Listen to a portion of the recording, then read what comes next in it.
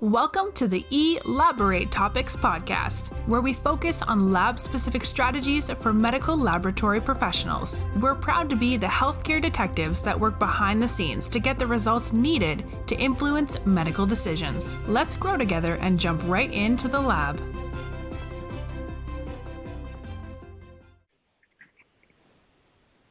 Hi, friends, and welcome back to another episode of Elaborate Topics podcast. I'm your host for today's show, Stephanie Whitehead. For those of you tuning in for the first time, I'm your podcasting laboratory leader and co-host for the Elaborate Topics podcast.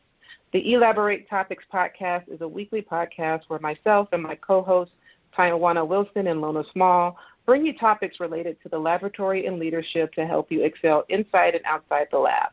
And I'm really excited for today's show, so let's get straight into it. Today I'm joined by two very special guests and friends of the show, Mr. Jim Payne and Dana Powell. Welcome, Jim, and welcome back, Dana. Thanks for joining me today. Thank you for the wonderful opportunity to be on the podcast. Yes, thank you for having us. No problem. I'm excited for our conversation today. So for our listeners, in this episode, we're going to be talking about a very popular topic. It's one that we've discussed a couple of times on this podcast in previous episodes, and I'll put those in the show notes below if you want to go back and listen to any of those. But as a laboratory community, the national workforce shortage of experienced laboratory professionals is a very real issue. I would say even in my laboratory, we're having to do some creative things to try to work around some staffing issues that we're currently having here in San Antonio. So hopefully, as we continue as a laboratory community and as laboratory professionals and colleagues to share our experiences and share our ideas and share what we're all doing to try to combat this work shortage, solutions will be had and we'll get to a better place in the near future. So if you're listening today and you want to comment on any solutions that you found in your cities or labs, please do. It's great for us to continue to share with each other. Before we get too deep into the conversation, though, I want to introduce my guests, and I want them to tell you about some of their awesome accomplishments and journeys through their career. And so we'll start with Jim. Please introduce yourself to our listeners. Hi, everybody. My name is Jim Payne. I'm the phlebotomy and laboratory assistant program teacher at the Womoco Career and Technical Education Center in Spencerport, New York. Before I was teaching, I was actually working in two research laboratories at the University of Rochester, one studying the blood of Alzheimer's patients, trying to develop a blood test, and in 2014 they found some biomarkers in the blood that supposedly were going to be, in 2 to 3 years, a blood test. I never got a chance to check back up on that. So some of you may know a Alzheimer's blood test that I was in the process. I was one of the people that helped develop that. I also was on another lab where we were doing gene knockouts on the Streptococcus mutans genome, trying to find out what each gene does. And we were using high throughput techniques with the hope that this could be used on all sorts of bacteria to be able to find a novel bacteria and then individually knock out the genes and find out what they do.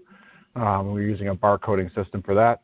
But very quickly I ended up realizing I wanted to be a teacher, and I actually got the opportunity to be a laboratory teacher, which allowed me to combine both my laboratory experience and teaching. And so I've, over the last 8 years, created a comprehensive and student employable laboratory science program. This program allows for students to study for a career directly out of high school in a typically medical laboratory, but also could be biotech or other opportunities. And they also could explore the career to better prepare them to enter college with experience and passion for the field that they know that they will love to work in and that they can be successful in it. Thank you, Jim. Dana, would you like to introduce yourself to the guests? Sure, thank you. Greetings, everyone. I am once again Dana Powell Baker. I currently work as an assistant professor at the University of Kansas Medical Center within the School of Health Professions in the Department of Clinical Laboratory Sciences. So my teaching responsibilities do include immunohematology or blood bank, as well as integrating our learners into healthcare simulation activities on our campus. I also teach in our graduate DCLS program. There I teach advanced laboratory operations and really go into a deeper dive as we discuss interprofessional practice and collaborative practice, which is very I would say, a very important focus as we talk about healthcare and the direction that we're going, recognizing the need to become more interprofessional in our practice and in our provision of, I would say, impactful patient care. But in addition to that, I always advocate that I'm a proud medical laboratory scientist. That's my role first and foremost. And in doing so as a teacher, it's an awesome opportunity to embed my experiences and my knowledge, impart that into our future generation of medical laboratory scientists. In addition to that, I am also a student, and so I'm currently pursuing my doctoral degree in curriculum and instruction, and hopefully only have a year left of that. Yay. And so I would say I wear a lot of hats. You probably see me on social media. I also am very active in our professional organizations. Just completed my last year as past chair of the Clinical Laboratory Educators Conference for the steering committee there in that capacity. And currently I serve as the chair-elect for Ascp Council of Laboratory Professionals. And so that is my background in a nutshell. Thank you, guys. As you can tell, our guests are extremely busy in the laboratory field in their respective areas, so I'm happy for you guys to be a part of this discussion. And particularly as educators, I'm very interested to hear your perspective on the shortage of laboratory professionals in our laboratories and in our organizations nationally. So, Dana, like I said before, Dana and I have talked about this before, but recently when I connected with Jim, I thought it was also an opportunity for us to come together and discuss the issue again and keep it on everybody's forefront. In the previous discussion that we had, we discussed how laboratory science workforce shortages is affecting the laboratory professionals, and in a 2008 ASCLS source, they project a 13% increase and a nationwide need for laboratory professionals. So, Dana, I'm going to start with you. Why don't you tell myself and our listeners, what is your individual perspective on the workforce shortage in the laboratory profession, and how do you think it's going to impact or is already impacting the overall healthcare system? Oh, sure. So we definitely have a workforce shortage due to, I think it's just so many different factors there. So if we look at it from an academic stance, although we have some very terrific, very strong programs out there, we're also starting to see closure of some of our programs while facing this need to fill these vacant positions or vacant openings. So that's definitely a concern because we don't need to see programs close or be at risk of closing when we need to add more to our pipeline going into these various roles. Also, we have to consider some of the things that have continuously been discussed, such as retirement. Retirement is definitely impacting our workforce as those who have contributed definitely a long or lengthy career to contributing towards laboratory science.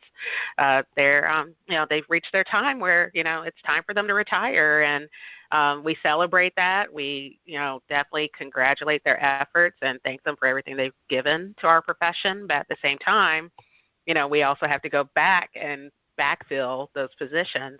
Also, not just those positions, but also the experience that leaves the laboratory with our retirees. And so that's another area that, needs to be addressed. Right now in this pandemic, we are facing, just as other healthcare professions, I would say, burnout. It's been a very stressful period, as we talk about the new normal or unprecedented time. But, laboratory professionals have been a part of that frontline effort and contributing towards, not just turnaround tests for COVID-19 testing, but for the thousands of other tests that we perform on a routine basis. So it has really exponentially impacted the workload, and it's burning out some of our workforce.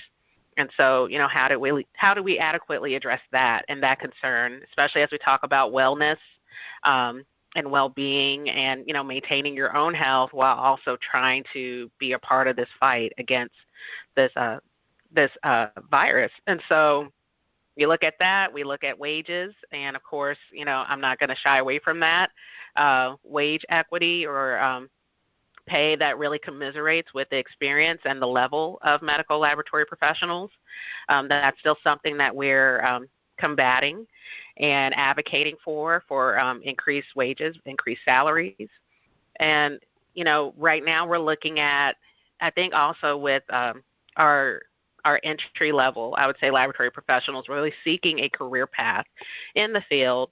They want opportunities to grow and to learn and to advance, especially into leadership positions and leadership roles. And, if we're on one end looking at an increased rate of retirement and burnout, but then we also need that mentorship and guidance on the other end with our entry-level lab professionals. As I mentioned, just so many different factors that are impacting our workforce right now. And then, of course, that's going to directly have an impact on the optimal patient care or quality patient care that needs to be provided on, the patient front end. And so it's so many different angles and variables to this that we're looking at, and that's why these conversations or these platforms such as your podcast are really important to bring to light these issues that we're facing, but ultimately the direct impact on patient care. You're so right, Dana. We recently, like I mentioned in the beginning, we've been trying to get creative with some of the staffing challenges we found in our own laboratory.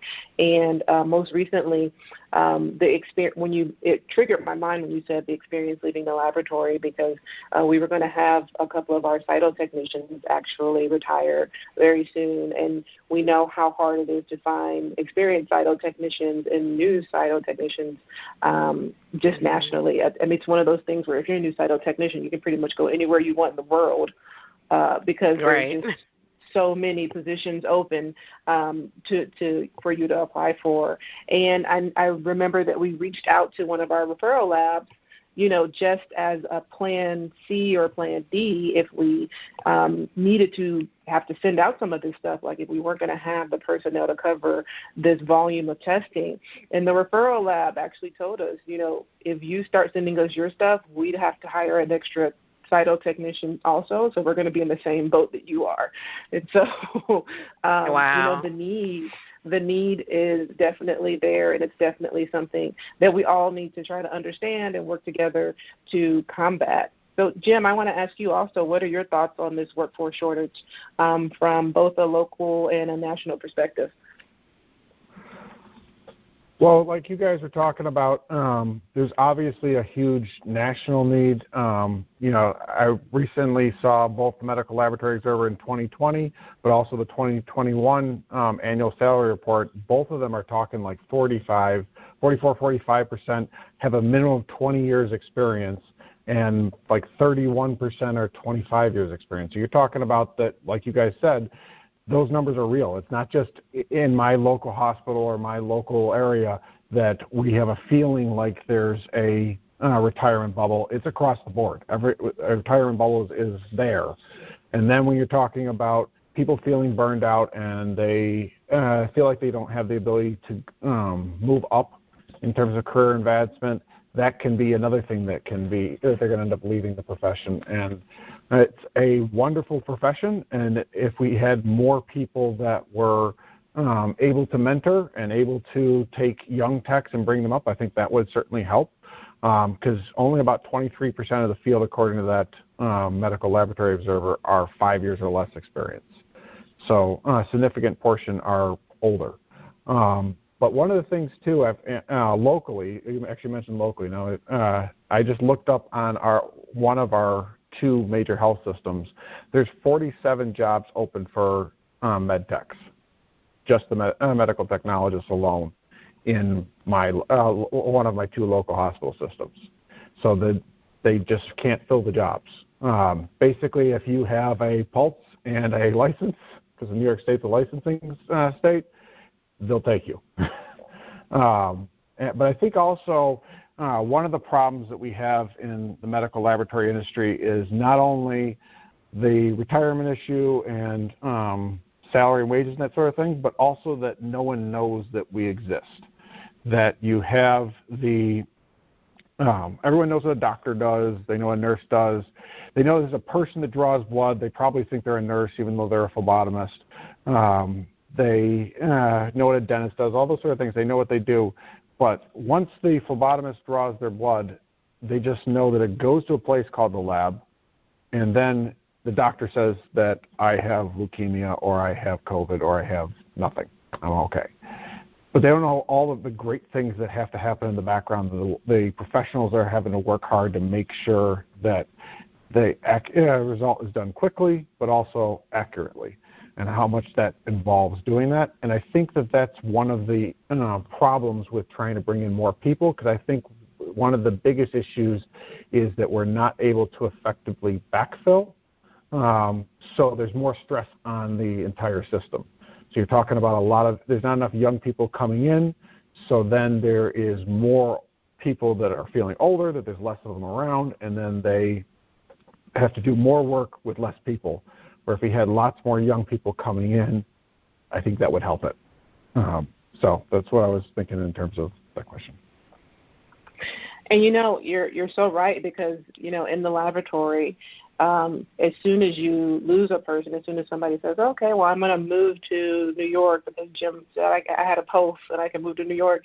But as soon as in our laboratory, as we lose a person, because of the number of competencies we have and some of the regulatory requirements that we have for training, even if you were to out of the sky drop another tech in this person's place, we're still, 6 months, 8 months behind, because this person has to go through a lengthy training experience. They have to learn our LIS, they have to learn the organizational procedures, the departmental procedures, and so there is that lag in time between losing a person and recruiting a new employee, and that new employee being able to work individually and work as a fully competent medical laboratory technologist, that your current staff is, pulling more weight and having to be more stressed. And so I thought about that when you said, that, some of your local hospitals had over 40 positions. It's certainly significant. And we mentioned earlier that part of the shortage is due to the decrease in training programs coupled with the increase in the industry need for lab techs and phlebotomists. So, Jim, I know when you were talking about your bio, you said that you worked or you taught at a work-based learning program, and these programs can be really important because they offer early experience to high schoolers and students to the laboratory profession. They get that really early exposure and are able to understand that they love it or they hate it, and they don't waste time or money. So detail why educational programs like yours are important to our overall strategy for improving the workforce solution. No, that's a great question. I think that one of the problems that we have is the kind of traditional way that people find out about the medical laboratory field, which, based on everyone I've ever talked to, it seems to be that they kind of fell in backwards. There's a rare few where they happen to have a counselor or a family friend or somebody that happen to say, why don't you try going in the medical laboratory field? And that's the way they got in. But most people, I was a bio major or I was a pre-med major, and then I kind of fell into it, or I took a random test that said I should do this. One of the advantages to doing a program like mine, where students come into my program and they're going to gain basic laboratory skills, they'll learn microscopy, they'll learn staining skills, they'll learn bacterial culturing skills, they'll learn phlebotomy, they actually can get a certification in phlebotomy, where they can also get a certification as a medical laboratory assistant, and they get a chance to explore these careers, get to see if this is something they like doing. Not everyone is a laboratory person, but the students that do often find that this is exactly what they love doing.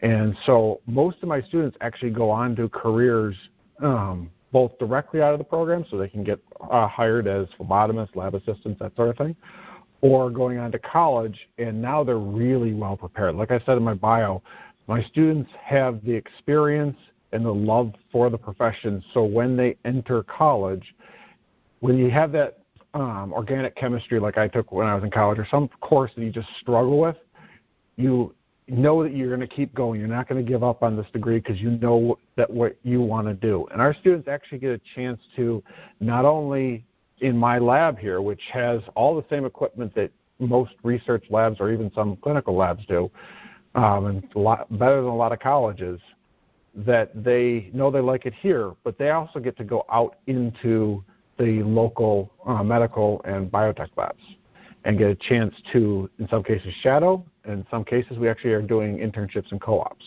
where they're working there. And so they're getting a chance to get those live sticks for phlebotomy. They're getting a chance to work as lab assistants, get a chance to shadow higher level positions so they can get a really good real-world understanding of what's it like to work there. Because that's one of the things I can't replicate here. But when they get out there, they know that, oh, yeah, this is something I want to do, and they can test some of their skill sets to show that they know what they're doing, and that builds that confidence going into actually potentially working in the field, versus the more traditional way would have been that I read in a college catalog that they have this program. That sounds interesting. Okay, maybe I'll go for that. This allows them to experience it, test it out for free. So they're doing this as a 2-year program in their junior and senior year, and building all those skill sets, seeing if it's something they want to do, and they didn't have to pay a dime.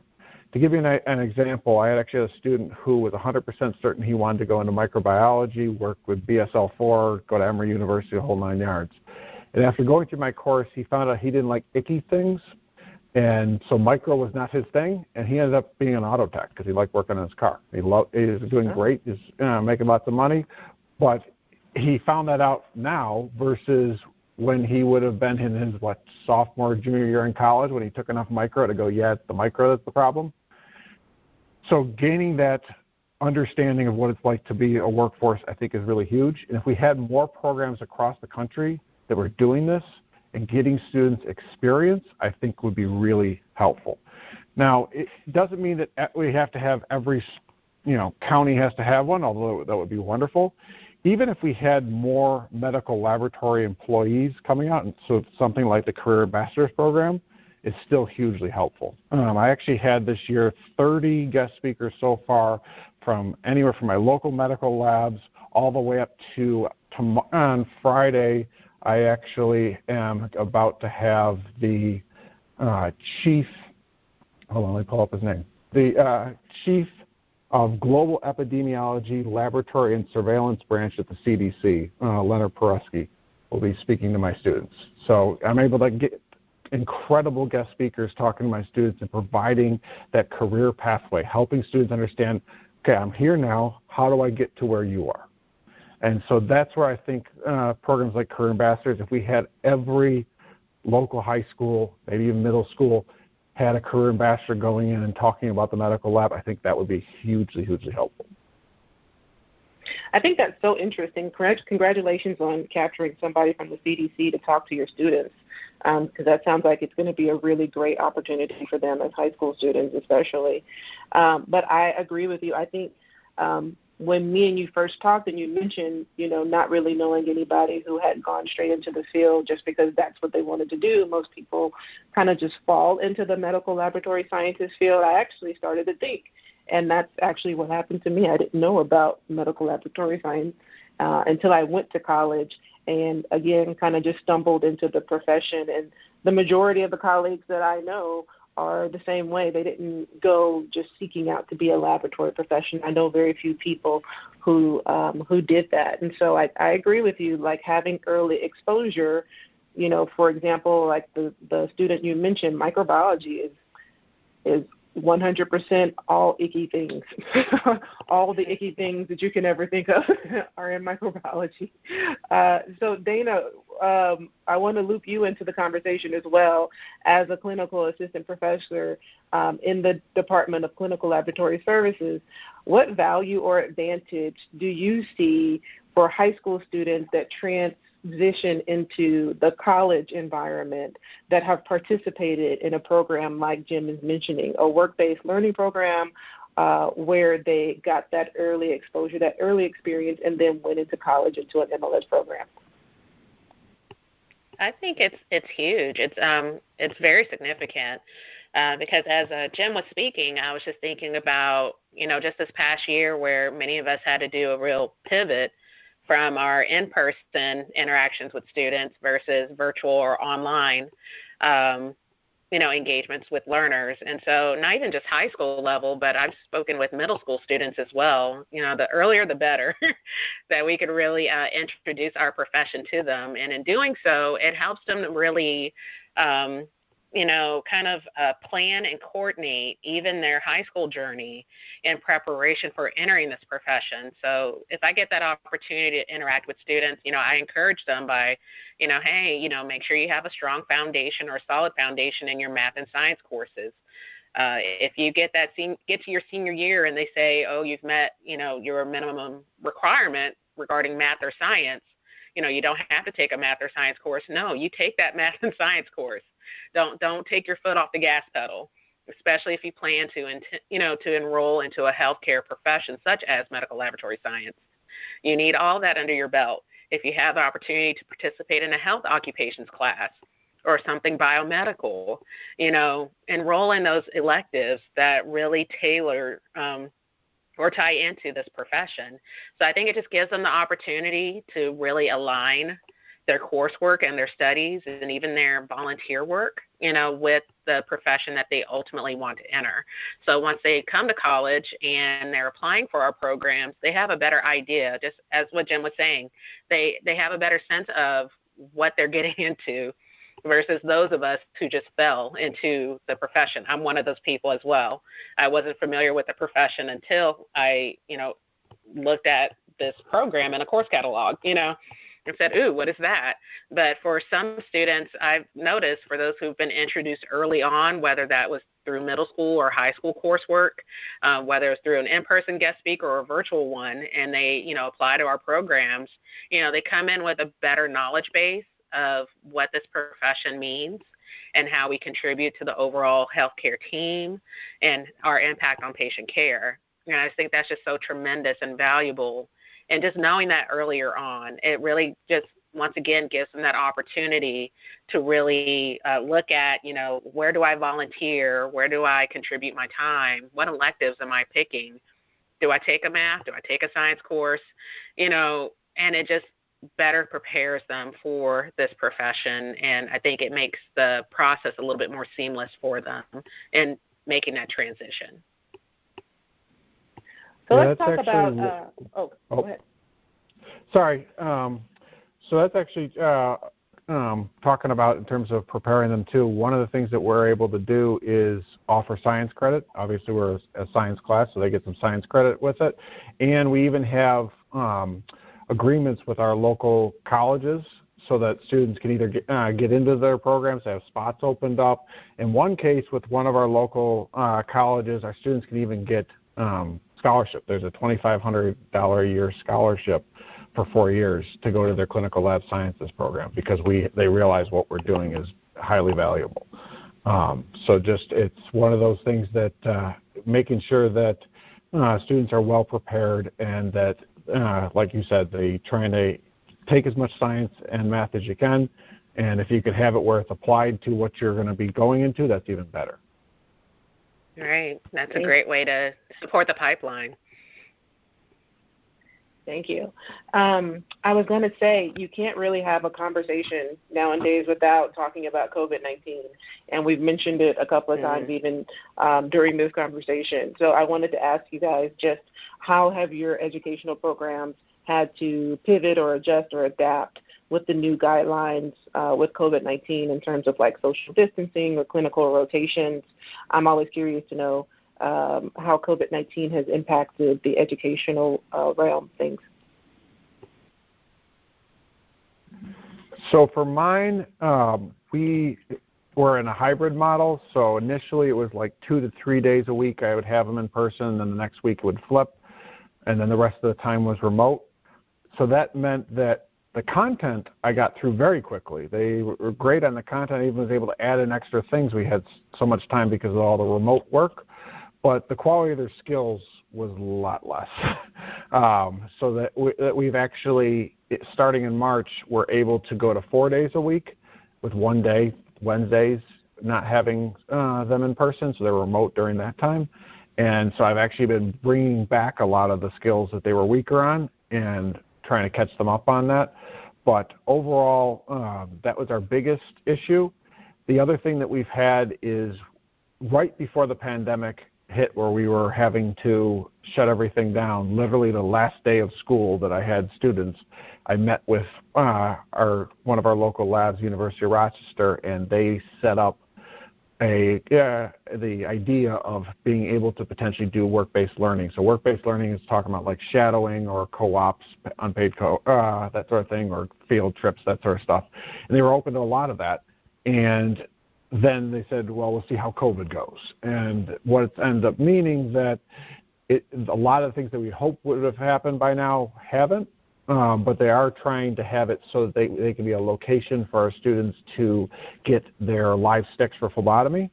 And they're just kind of working our way through legal as trying to make sure that everything's okay with the legal department and how COVID affects bringing outside students into the lab. Yeah, Dana, how has COVID-19 impacted your educational program? I'd say similar to other programs, initially when, almost a year ago now, exactly, programs had to adjust, especially for those of us that had students in clinical practicum at the time. We didn't know at that moment how it would look going forward during a pandemic. And so we had some locations that were not able to further continue clinical rotations at that moment in time. However, I would say we've been fortunate in that, we've been able to place our students. They've been able to continue on with their clinical practicums. I think it's just that initial, how do we approach this? Let's just kind of pause and halt everything for a second, reallocate our efforts, of course, towards patient care, but also, determine or figure out how can we balance the two, because we can't completely cut off clinical practicum experiences for students, because we need to, once again, keep that pipeline going. We need more laboratory professionals in these workspaces, especially now as we are fighting this pandemic. And so I think, that pause or halt, I would say, and kind of just redetermining or figuring out things allowed for us to come together collectively to figure out solutions or identify solutions to keep that practicum experience going. So thankfully we've had that. In terms of our educational delivery, we had to switch from in-person classroom lectures to delivering those virtually or remotely. But our student labs have continued. One of the things that I always tell people, I'm like, if there's going to be a profession that was prepared to face a pandemic, it's going to be medical laboratory science. We're well-versed and well-trained in disease prevention, also in our, disinfection or sanitation procedures, our protocols. We already use PPE. We're well-versed in that. And so our students were already, adapted to, donning, gloves and eye protective equipment and lab coats. And it was just a matter of ensuring that we provided adequate social distancing in the laboratory. If it was a single lab session, perhaps dividing that into two sections. So that allowed for more social distancing. If we, of course, adding the provision of masks, adding more alcohol sanitation stations or areas for that to take place, but also, maybe, I'll say implementing or integrating the use of plexiglass dividers, just to ensure that spacing or division is there, not just, for the focus of continuing the work, but, student safety is our number one concern, just as patient safety is as well. So we just wanted to make sure that our students, our faculty, our staff, all felt and were safe in continuing that the laboratory work itself. And so, but thankfully, as a profession, we were geared or ramped up in terms of being able to make that pivot as successful as we can. And thankfully to this point, we're still able to contribute to the much needed pipeline for our workforce right now. That's great. I do want to be able to talk about possible solutions, because many of the listeners of this podcast are laboratory professionals from varying ranges of job roles, so from phlebotomists to bench techs to people in management, and like yourselves, educators of different programs. And so, Jim, I want to pivot back to you. We've already talked about how your program is pivotal nationally, locally, et cetera, as a strategy to combat this national workforce shortage. So I'm a clinical laboratory professional. I work in a laboratory, but, as a professional in the industry or in the field, what can I or people like me do that are working in clinical laboratories do to support programs like yours or our local high schools in your success? What can we do to help you guys? I love this question. That's an awesome question. So one of the things I would highly suggest that people get involved with is the Career Ambassadors Program. I know Dana's going to talk probably more about that, so I'll leave most of that to her. But think about how you can help other people understand what you do. And one of the things that Career Ambassadors can do is provide you with the resources to make that easier. So it's not you having to come and talk to a local high school or local middle school or a community event or something, that they can help provide some of those resources.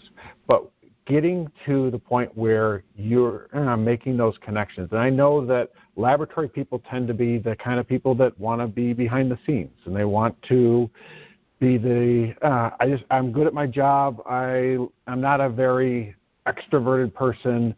I'm not good at talking in front of people possibly, and so I'm nervous about doing those sort of out of the lab events.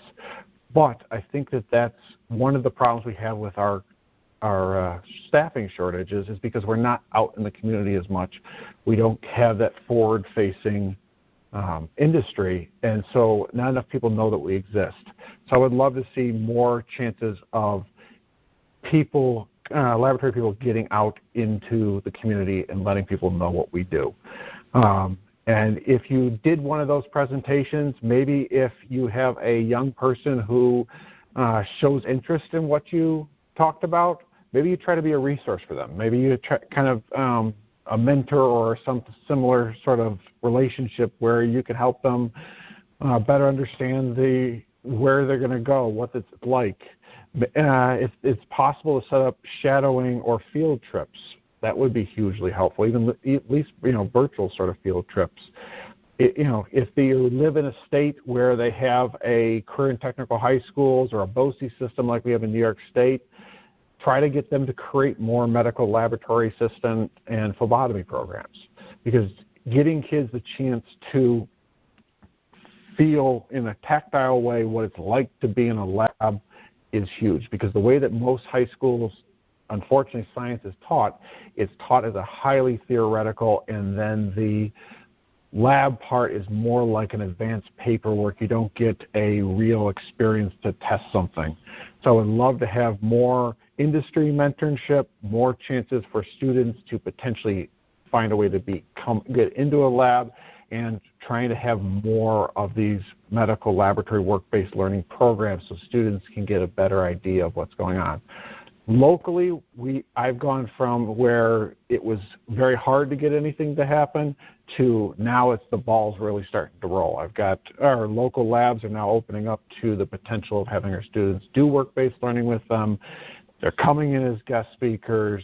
They are helping proctor our practical portions of our assessments at the end of the year. They are on our advisory board helping us guide the program.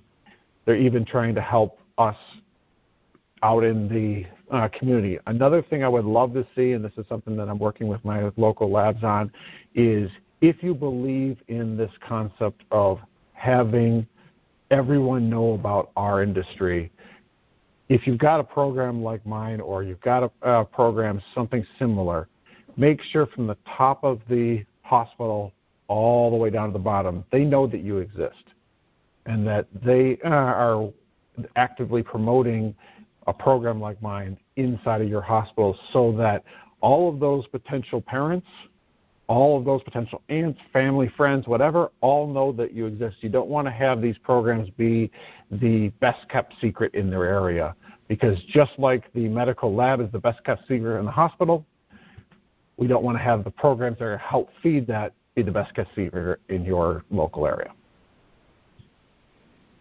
So Dana, we mentioned you because you talked about in your bio, you know, your very active role with the ASCP, and you know, myself, I enjoy working with you on the Council of Laboratory Professionals. So I'm going to kick it to you for you to discuss the role of the ASCP Career Ambassador in their local communities, for our lab listeners, how they can become a career ambassador, the benefits to them professionally of taking on such a role, and then how the ASCP supports lab professionals that choose to volunteer for these community efforts. Okay, I am sitting up straight on this one. So as far as the role of ASCP career ambassadors, and it's a question I get often, especially when people may see things that I'm involved with or recognitions or opportunities that I've gained, especially over the last few years. And, you know, the first question that I always get is, you know, how did you even get that, or how did you even attain that? Really, my foundation is in career ambassadors. It really all started there. And funny enough, you know, I had already been doing the work. You know, I was visiting high schools. I was talking to different programs or doing different speaking engagements because of my passion for advocating for our profession, but also increasing visibility of our profession. And then I found out that I can actually volunteer through ASCP, and actually there's a title to that. And so why not? You know, you're doing that same work. We're not asking for anything more. It's just you're becoming a part of this volunteer network of not just laboratory professionals, but also pathologists and resident members under this awesome umbrella where we're all doing this collective work to promote our careers, to promote our profession in various communities. And definitely reaching those communities, not just in urban areas or highly populated regions, but also really getting into those rural areas as well. So this is how we, you know, increase visibility, but also introduce our professions to diverse populations, to diverse communities.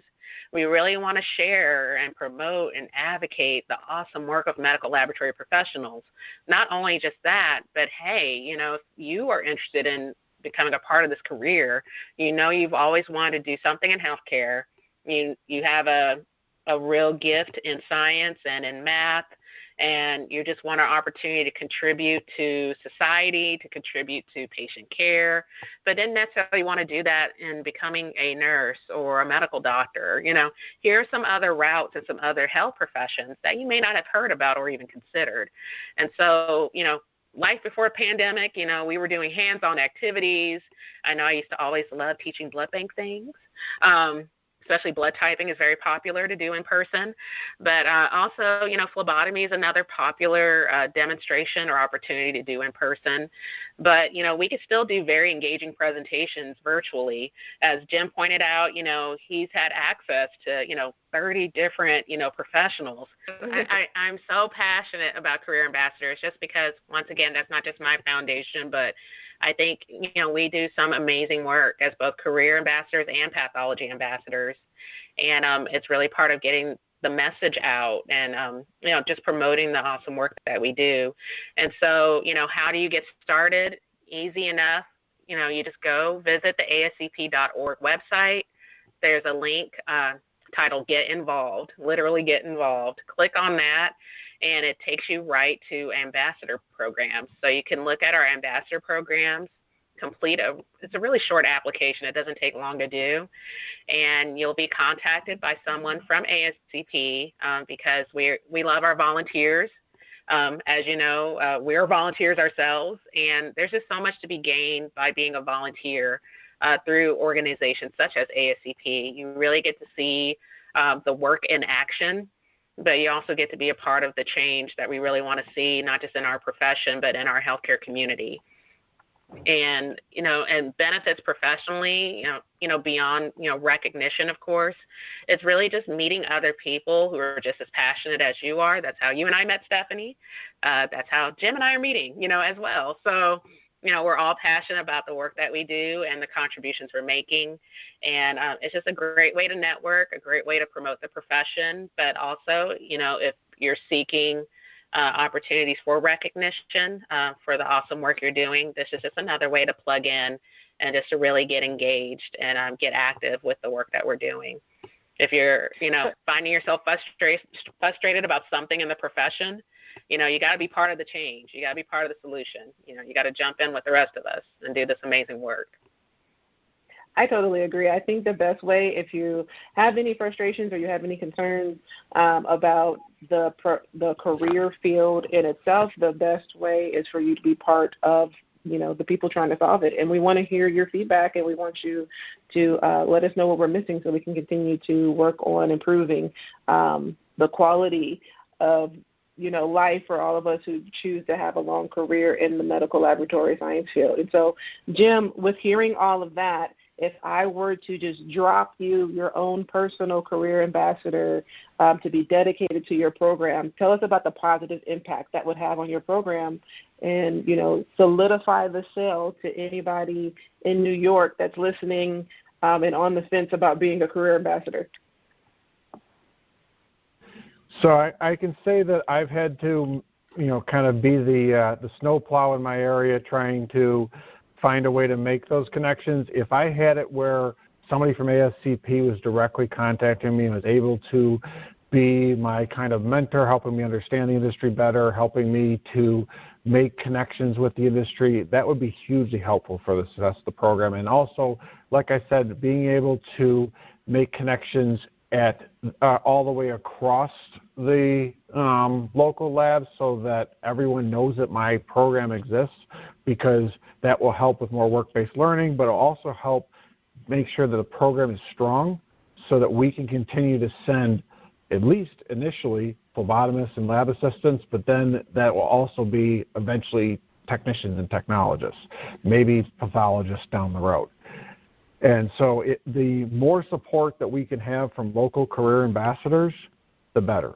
Even if it's something that's farther out, even if you're a pathologist from across the country. I mean, we had Dr. Dan Milner, who is the Chief Medical Officer from ASCP, speak to my students, and just his life experience as a pathologist and traveling around the world, working in Africa, was absolutely inspiring to my students. One of the things you may not realize is even the smallest little things that you think aren't that important can be absolutely inspiring to students, can change their entire course of their life. They may end up going from thinking they're going to do radiology tech or maybe do something completely different. A student that said that he was going to drive a truck. And through just listening to a really great guest speaker and interacting with those people afterwards, changed them to now they're working in a lab. They've gone to college to be working in a lab, and you don't know how important those connections can be. And so I would say it's not just hugely helpful, but absolutely necessary. And so anyone that's on the fence, please help out your local medical lab programs, but also even if you are interested in helping me out, I'd always love the support. But the more support that you have for these at the grassroots level, the stronger your labs will be in the long run. Thank you. I think we sold it. I don't know what else we could do to sell it. But Dana, I'm going to ask you, because sometimes as clinical lab scientists or phlebotomists, the tendency is to go through school, get your certification or your license, and you get really inundated in work. You might be working an off shift, second shift, or third shift, and you just really forget about connecting or being involved in a professional organization. And that's something, to me, for our profession, that is much, much different than being a doctor or a nurse, where you're pretty much ingrained in your professional organizations. For ours, it becomes more of a choice and something we have to compel people to do. And so, as also a national issue, the support that professional organizations like the ASCP get from lab techs or vice versa can be an issue. So we want to compel our listeners who are lab techs who are not involved in ASCP or any other professional organization to immediately log on, apply to be a volunteer, get involved in your national organizations. So can you speak to some of the initiatives that the ASCP is doing to increase the visibility of our profession and to reach out to laboratory professionals? Yeah, so I think one of the amazing things is, for anyone, especially is active on social media, you'll notice that ASCP has really ramped up their social media presence, really optimizing the use of all their platforms, whether that's through LinkedIn, Twitter, or even Instagram. And it's not just for just promoting the profession itself, but also promoting the people who are doing amazing work. Whether you saw the series during Black History Month, promoting Black voices in laboratory medicine and pathology, but even now during Women's History Month, where they're highlighting our leaders and our women leaders within the organization. And I just think that is so profound and forward-moving. And that, yes, we have these different commissions and different councils, which all of us are doing this, adding to this collective body of work for not just advocating for our work, but also increasing visibility of it, especially through our participation in various programs, various schools, even our partnerships with the upcoming Knowledge Lab conference or meeting that's coming up, and our partnership with CLMA. So we really value relationship, whether it's through our members, membership, volunteers, or other professional organizations, even with ASCLS, with the recent Clinical Laboratory Educators Conference, where we were welcome as CLP representatives to interact with educators in that environment and in that space. We realized the value and importance of, being present in those relationships and in those partnerships. So it's really helping to increase our visibility, but also helping us to collectively, hear each other, identify solutions that will help further promote the profession and the important work that we're doing. So I know that volunteering sounds like just another job, but, just a little bit of your time, you can make it as huge of a commitment or as minimum of a commitment, but either way, it's a commitment that will definitely make the difference in the work that we're trying to do. So if you're only available to give one presentation this month, or you're available to give 4, you can really make your contributions count in any degree or any amount. So I know I was one of those people. Once I went into the lab, that is where I lived for a good number of years, until I realized that I really need to become a part of these organizations such as ASCP, such as ASCLS, even AABB, and really, adding my voice to the conversation. And so, to be a part of that change, once again, that we need to see in our profession. I totally agree. And on a previous podcast, we had a really interesting conversation with another guest where we talked about how, sometimes we pride ourselves in wearing the badge of laboratory, the hidden profession. And it's even one of the slogans sometimes on our laboratory week graphics, but then wanting the recognition that comes from actually being more outspoken and being more vocal about what we do. And so, many times laboratory professionals can be introverted people, but, this is right. One of those times where if you have, any ounce of extroverted behavior, or you just have a passion for what you do, any ounce of extrovertedness, I don't know if that's a word, extrovertedness, reach out. And if it's not for you, it's not for you. But at least you've tried. And like Jim said, even the smallest things can make an impact into a high schooler's life. And so as we wrap up the conversation, I love to ask my guests, for final pieces of advice for our listeners, something they can walk away with and something that they can grab a hold to as a task, something actionable they can do from listening to you wonderful professionals talk about this topic. So I'm going to start with Jim, maybe a final thought for our listeners today, and then also let the listeners know how they can reach out and connect to you guys after this episode. Maybe give your social media names or your email address. I'm sure we'll have some listeners who want to reach out to you and ask more questions about what you do or how they can be more involved.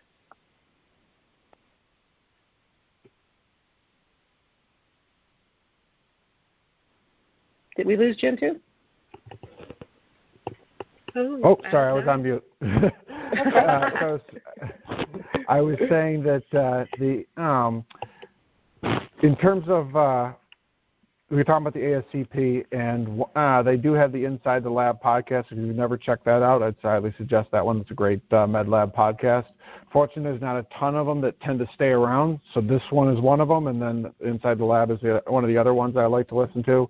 Also, from the Naked Scientist podcast, they have the Naked Genetics podcast. It's usually once a month, about 20 to 30 minutes, and they cover a topic, and it's very interesting. Sometimes it's COVID, sometimes it's something genetic-based, but it's really interesting stuff. They also have the a Star Talk podcast, another one I listen to, anything from general science to sports science to space stuff. But one thing that was along the lines you guys were talking about, kind of having a little more of a step-up mentality.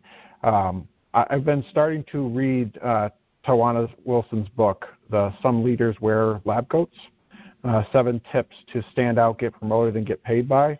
And in her introduction, I just thought that it fit perfectly with what we've been talking about.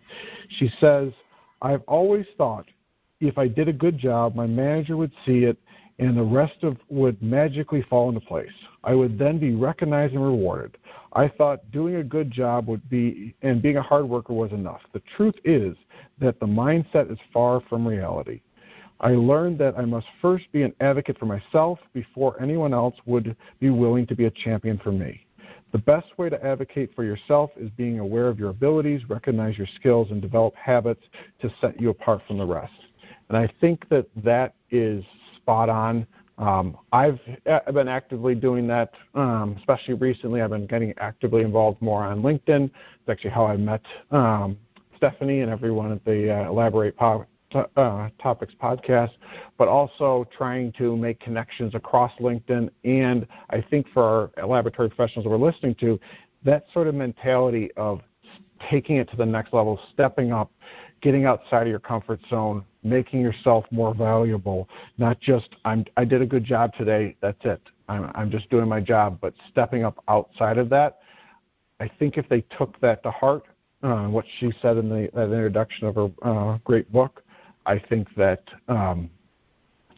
is what we're looking for in terms of helping keep the industry going strong. You asked in terms of how to reach me. I'm on LinkedIn. You can just look for James Payne 4 is the end of the LinkedIn page. I can also be reached at jpayne at Monroe, the number 2, BOCES, so that's BOCES.org. Also, you can check out my course at www.monroe2boces.org/WMOCO. That's WEMOCO.ASPX. Thank you, Jim, and shout out to our co-host Tawana Wilson on her awesome book. So, Dana. Yes. Go ahead. So, okay, great. Thank you. So my advice, of course, get involved. I cannot, reiterate that enough. And whether that's through ASCP, ASCLS, I know we have members who are engaged with AABB or ASH, ASM. Just find an opportunity to plug in and contribute in the way that's not just meaningful for you, but also meaningful in a way that you're contributing to the profession and also to our communities. I can't advocate for that enough. Also for our educators who are seeking resources, especially for career ambassadors, you can visit this website called whatsmynext.org. So whatsmynext.org. It's a great website. It highlights the different professions within laboratory medicine, but there's also a link there for educator resources where you can actually connect with a career ambassador in your area. And if you're not able to link up with a career ambassador that way, you can directly contact ASCP, and they'll definitely get us connected with you all, because that's our role. We want to connect with local programs, local schools within our communities, that way to continue that promotion of our profession, but also to increase visibility of it too. Also, other resources that you may want to look into, Jim shared some amazing ones. I would also add the Off the Bench podcast is another great resource, as well as the People of Pathology podcast. So I definitely want to shout out that one too as well. And as far as where to find me, so I can be found on LinkedIn as Dana Powell Baker. I can also be found on Twitter. My handle there is @thatlabchick. And also on Instagram at hello, I am that lab chick. So you can find me in a couple different spaces. And my email is dbaker15, so 15, @kumc.edu if you'd like to reach out and just say hello, or if you have any follow-up questions for me. Well, cool. Thank you both. I want to say, a special thank you to you both just for being really wonderful guests. I think you've given the listeners a lot to think about. For myself, I totally agree with everything that they've said. Use whatever platform that you have. Your voice, your involvement. Like I said, Dana and I both are involved with the Ascp on the Council of Laboratory Professionals. If you're going to a virtual conference, make sure that you're taking advantage of those networking bubbles. If you're on social media, if you're like me and you just, like to talk to other laboratory people and you have a podcast or a YouTube page, use whatever platform that you have available to you to let's get the word out and talk about our profession and make it as visible as possible. And I think that's really going to be the larger strategy we have to combat this national workforce shortage. Be sure to comment and reach out to myself or Jim or Dana on how you and your fellow laboratory colleagues are addressing the workforce shortages in your area. We'd love to hear from you all on this topic. And I think the more we connect on this topic, the more we will have a solution-based approach to what's going on nationally. So I want to take the time to thank Dana and Jim for taking the time out of their busy schedule to give me the opportunity to interview them today. It was an honor to have both of you guys as a guest on the show. Feel free to come back whenever you would like to chat with me. Thank you to our listening audience for tuning in to our show today with our special guests, Jim Payne and Dana Powell Baker, who are sharing their thoughts on a solution for our national workforce shortage. If you like what you heard today and you want to hear more of our previous shows, please subscribe to Elaborate Topics at directimpactbroadcasting.com. You can follow me at Stephanie Whitehead on Facebook, LinkedIn, Instagram. It's the same handle everywhere, Stephanie Whitehead. Please tune in to the next show and hear another amazing episode of Elaborate Topics. And until then, please have a great day. Thank you for tuning in to another episode of Elaborate Topics, where your hosts discussed relevant strategies for laboratory professionals. Please subscribe to this podcast on your favorite podcast platform and listen to us on directimpactbroadcasting.com. Stay tuned for another episode with information you can use to excel in your laboratory career.